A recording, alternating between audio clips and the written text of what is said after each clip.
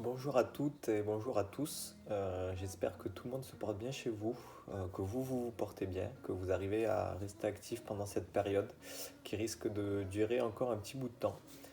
Du coup, je vous propose une évolution de l'EPS à la maison avec un nouveau programme donc, qui s'inscrit dans une logique de santé, comme depuis le début, afin que vous puissiez continuer une activité physique pendant cette période, tout en étant capable de vous construire votre propre programme de renforcement musculaire à partir de vos capacités et d'exercices au poids du corps réalisables par tous et avec du matériel qu'on a sous la main.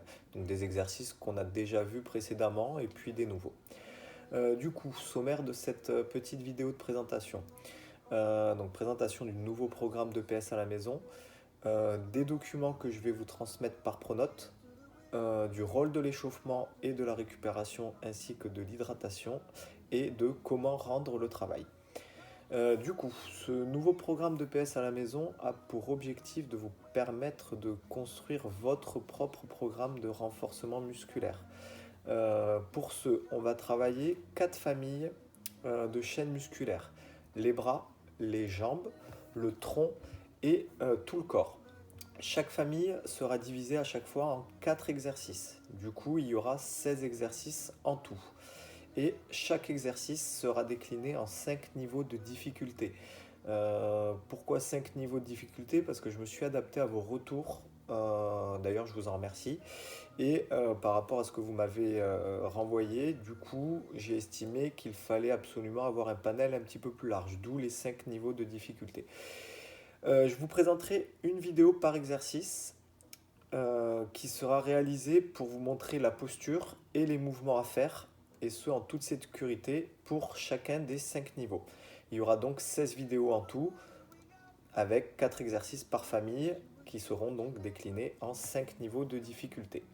L'objectif étant que vous soyez capable de vous construire une séance en choisissant du coup un exercice parmi chaque famille et de balayer l'ensemble des exercices de toutes les chaînes musculaires sur la semaine. Donc à raison de 4 exercices par séance, soit par jour, soit tous les 2 jours, ça c'est à vous de voir. Le but étant de travailler les muscles en profondeur en alternant des phases statiques, donc sans mouvement, et des phases dynamiques avec du mouvement, afin que vous puissiez créer un maximum de déséquilibre et ainsi travailler vos fibres musculaires et vos muscles en profondeur. C'est ça l'objectif principal de tous ces exercices. Au niveau des documents support, donc chaque exercice, il faudra du coup le réaliser sous forme de série, comme on l'a fait précédemment. Je vous propose entre 3 et 6 séries en fonction de votre état de forme et de vos capacités. 6 séries maximum, pourquoi? Parce que les muscles auront déjà été énormément sollicités. Si vraiment vous arrivez à tout faire en niveau 5, votre 4 exercices en niveau 5 et les 6 séries à chaque fois, sans aucune douleur, sans aucune courbature, du coup vous pouvez augmenter d'une série chaque exercice et ce à chaque séance. Si vous voulez faire en dessous de 3 séries, j'estime que le travail sera pas suffisamment important pour pouvoir réellement solliciter vos muscles et vos fibres musculaires. Donc je pense que le 3 minimum est un bon chiffre.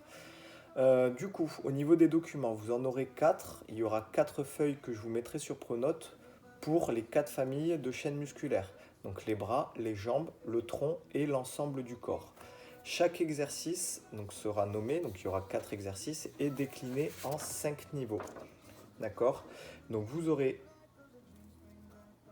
le nom de la chaîne musculaire travaillée, donc ici les jambes, les 4 exercices par ligne, et nos 5 niveaux de difficulté déclinés ici en colonne.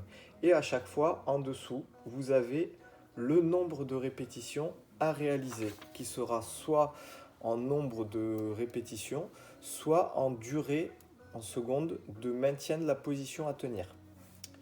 Ce qui paraît très important, c'est voilà, de bien respecter ce nombre de répétitions ou alors la durée qui est demandée pour le maintien pour pouvoir réellement travailler vos muscles en profondeur.